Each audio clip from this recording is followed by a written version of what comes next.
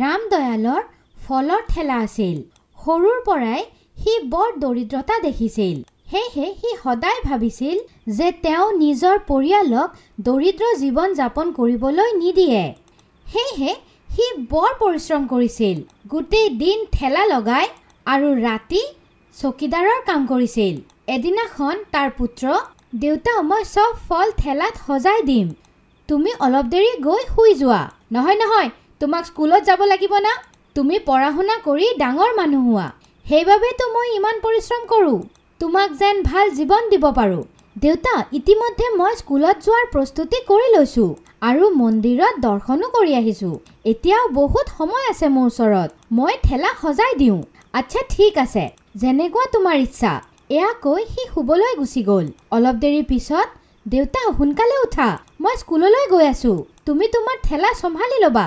ৰামদয়াল উঠি নিজৰ ঠেলাৰ ওচৰলৈ গ'ল। এতিয়া সদায় এনেকুৱাই হয়। 2 বছৰ হৈ গ'ল। ৰাজু 10ম শ্ৰেণীত আছিল। এদিনাখন যেতিয়া ৰামদয়াল ঘৰলৈ আহিল, তাৰ জ্বৰ হৈছিল।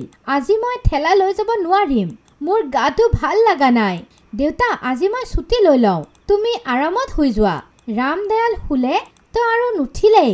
সহজ সৰল ৰাজু আৰু তাৰ মা ললিতাৰ ওপৰত বিপদৰ পাহাৰ ভাঙি পৰিল। কিবাকৈ 1 মাহ হৈ গৈছিল। এদিনাখন, মা, মই এতিয়াৰ পৰা ঠেলা লগাম। নহয় শুন, তোমাৰ দেউতাৰ ইচ্ছা আছিল কি তুমি পঢ়া শুনা কৰি ডাঙৰ মানুহ হোৱা। মা, মোৰ পঢ়া শুনাৰ খৰচ ক'ৰ পৰা আহিব?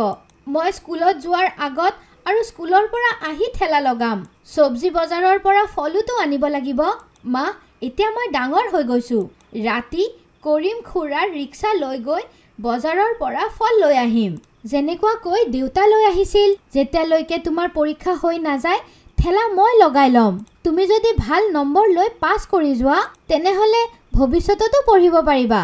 এতিয়া তেনেকুৱাকৈয়ে চলিব ধৰিছিল।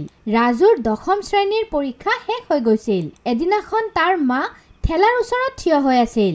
তেতিয়াই এটা গাড়ী তাইক আহি ধাক্কা মাৰি দিলে। তাৰ মা পৰি গ'ল। মা বৰ দুখ পাইছিল। ৰাজু মাক লৈ হস্পিতাললৈ গ'ল, ঔষধ দি লৈ আহিল।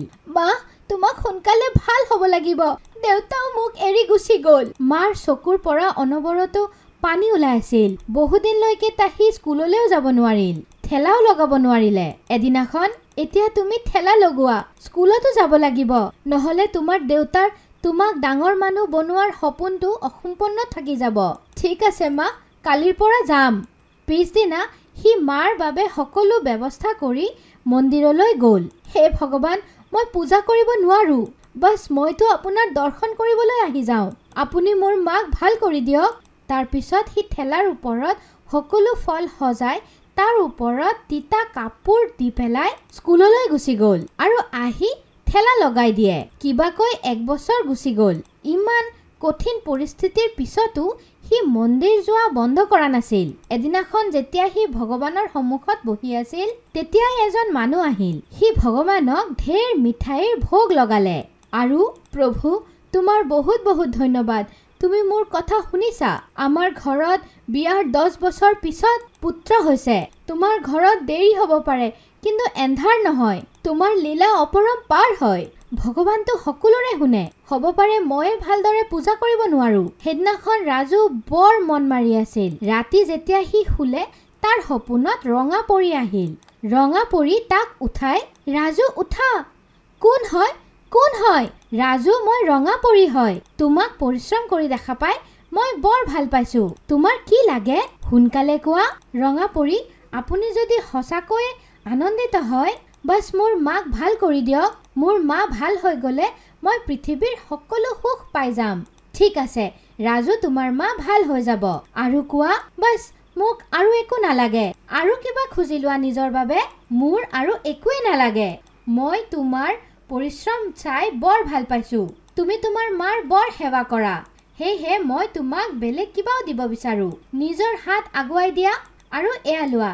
এয়া এটা যাদুই ঘড়ী হয়। এয়া পিন্ধি তুমি য'লে যাব বিচাৰা যাব পাৰা। তোমাক কোনেও দেখিব নাপায়। মই কি অদৃশ্য হৈ যাম? হয়, তুমি অদৃশ্য হৈ যাবা।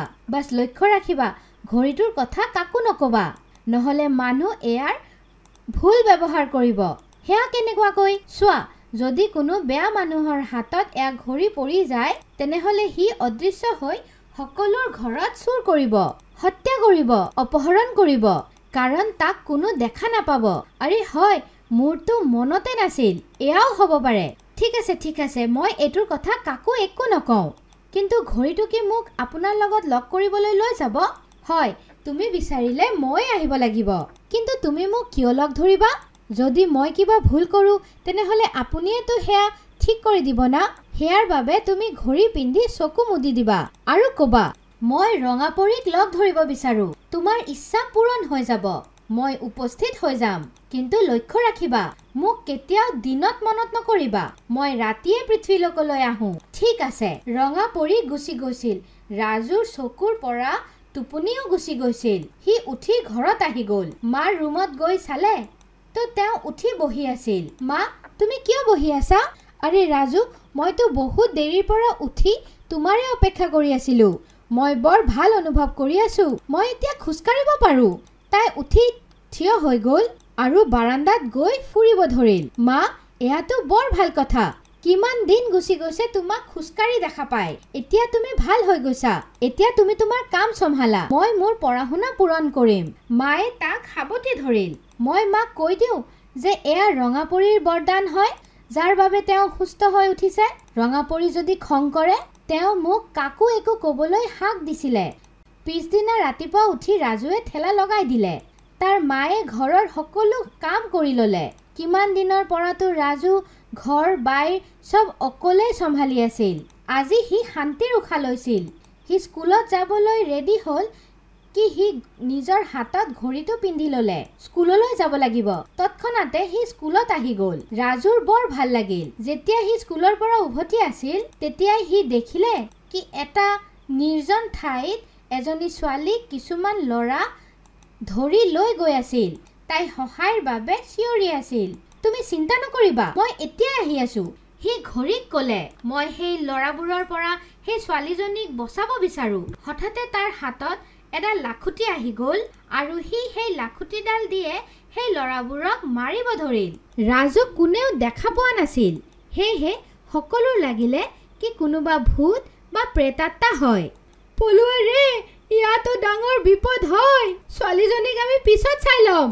চব ল'ৰা দৌৰিলে। ৰাজুৱে সেই ছোৱালীজনীক উঠালে, তাইক সান্তনা দিলে আৰু তাইক ঘৰলৈকে থৈ আহিল। কেইদিনমানৰ ভিতৰতে ৰাজু সকলোৰ হিৰো হৈ গ'ল। যেতিয়াই কোনো কাজিয়া হয় তো সি অদৃশ্য হৈ গৈ পায় তালে আৰু শত্ৰুৰ ওপৰত লাখুটি চলাব লাগে। বহুত বছৰ হৈ গৈছিল। এতিয়া তাৰ পঢ়া-শুনা শেষ হৈ গৈছিল। চাকৰি কৰিবলৈ বিচাৰি আছিল। এদিনাখন, মা, মই বিচাৰো আৰ্মিত ভৰ্তি হৈ যাওঁ। তুমি যি কৰিব বিচাৰা আনন্দিত হৈ কৰা। সি আৰ্মিত জইন হৈ গ'ল। যুদ্ধক্ষেত্ৰত শত্ৰুৰ লগত যুদ্ধ কৰে আৰু হাঁহি হাঁহি নিজৰ সৈন্যক বচাই লয়। যোনদিনাখন সি মেডেল পালে, আজি মই লালপৰীৰ লগত লগ কৰিব বিচাৰো। ৰাতি হৈ আছিল। ৰঙা পৰী উপস্থিত হৈ গ'ল। ৰাজু, তুমি চমৎকাৰ কৰি দিলা। মই নিজেই তোমাক লগ ধৰিব বিচাৰি আছিলো। তুমি তোমাৰ পৰিশ্ৰমৰ বাবে ইমান ওখ ঠাইত গৈ পাইছা, মই বৰ প্ৰসন্ন হয়। ৰাজু যেতিয়া নিজৰ ঘৰত আহি পালে, তাৰ ঘৰখন ডাঙৰ এটা ঘৰ হৈ গৈছিল। ঘৰৰ বাহিৰত গাড়ী থিয় হৈ আছিল। সি লোভ নকৰিল, সেইবাবে ৰঙা পৰীয়ে তাক ধনী কৰি দিছিল।